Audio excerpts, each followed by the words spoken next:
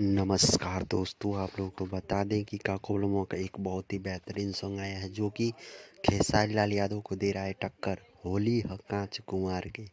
ये सॉन्ग खेसारी लाल यादव को नुकसान भी पहुंचा सकता है। वीडियो पे अंत तक बने रहिए, बताएंगे क्यों नुकसान पहुंचा सकता है। होली ह कांच कुंवार के दोस्तों, इसमें लेडीज़ के बोल पे ये सॉन्ग गाया गया है।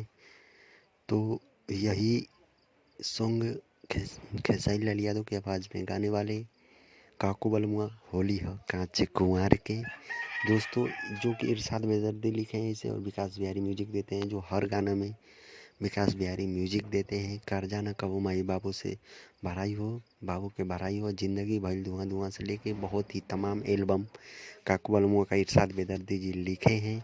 उसी के बाद होली का कांच कुंवार के ये आया है सॉन्ग। और ये दोस्तों, आप लोग को बता दें कि ये कोई नुकसान उकसान नहीं पहुंचाएगा, ना ही किसी लेडीज़ का नाम लेकर गाया गया है। बहुत ही बेहतरीन सॉन्ग है। जाइए फास्ट हिट म्यूजिक पे देखिए होली कांच कुंवार के। वीडियो अच्छा लगा तो लाइक शेयर सब्सक्राइब करके घंटी बजा दीजिए।